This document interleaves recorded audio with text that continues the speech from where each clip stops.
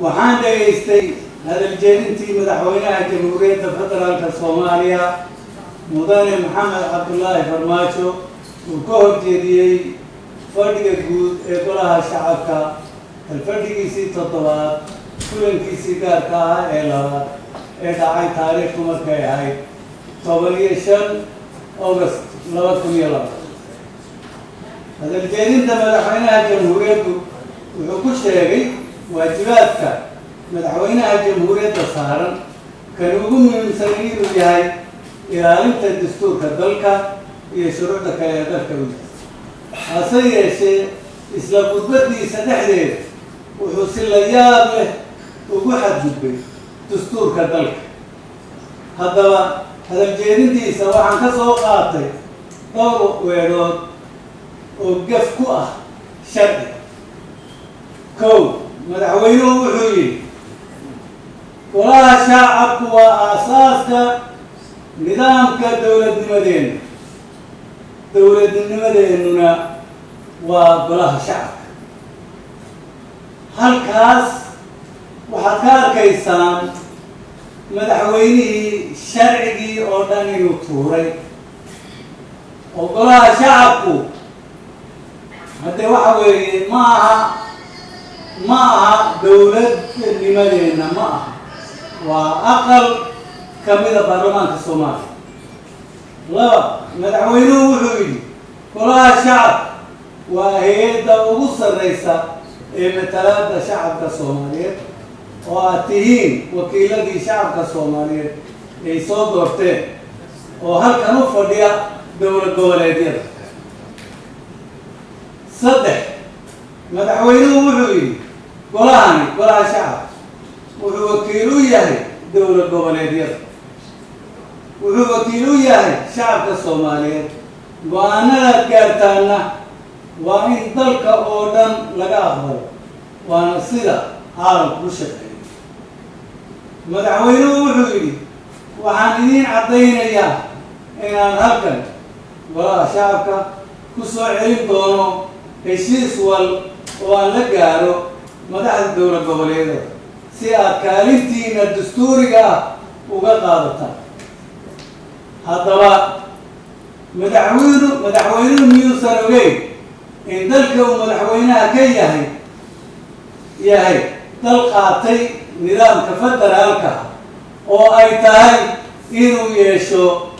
laba aqal oo hal baarlamaan kuwaasoo ah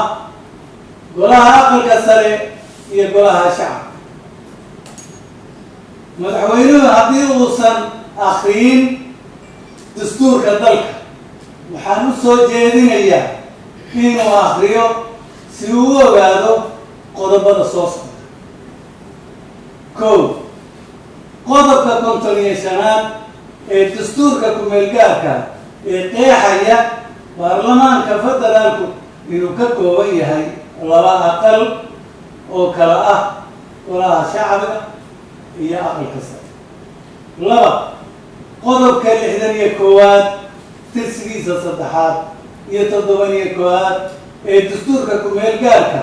oo qeexaya in aqalka sare uu matalo danaha dowlad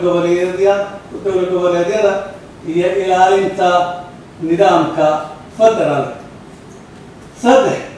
qodobka 89 ee dastuurka ku-meelgaarka oo qeexaya doorashada madaxweynaha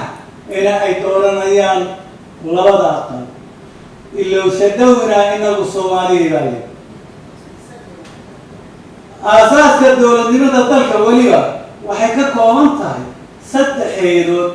oo kala ah hay'adda sharci dejinta oo ka kooban golaha aqalka sare iyo golaha shacabka hay'adda fulinta iyo hay'adda garsoorka ma aha kolka dowladnimadeennu golaha shacabka ma aha ee dowladeennu waxay ka kooban tahay saddexdaa hay'adood markii uu madaxweynaha jamhuuriyaddu doonayo inuu ka hadlo arrimo qaran waa inuu u jeediyaa baarlamaanka federaalka oo ka kooban labada aqal ولا شعبك هي أقل كسر هذا أقل كلية ومجهدنا قبل وحن لا هاي شرعي عد كسر رئيس المجلس شرعي إسرائيل سرية قفكي قفنا وخمنا وحن لا dadka yaa hor iman kara hadal deeqo odhan kara kasban kara rag iyo dumar oo xumo ka daahay haddaanad xumaantiid ahayn kana xajiimoonin fulow xabadka daadiid waqaa hoos ayaa timi waxaan leeyahay intaan noolahay sharci waan ilaalin midnimo soomaaliyeed baan rabaa nabad baan rabaa دولة عدالة سميسارة سكالي عدنا وقوة كلام ماي هذه أدبات ما سنتي انت سنرون لها ونقل كساك وشيرها